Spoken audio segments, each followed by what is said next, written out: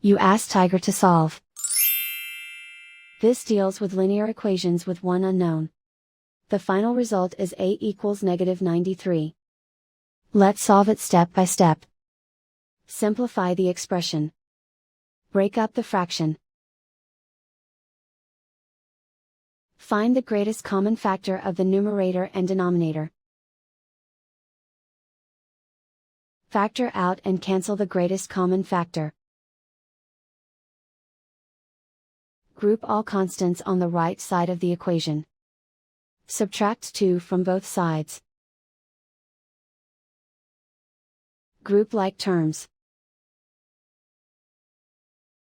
Simplify the arithmetic.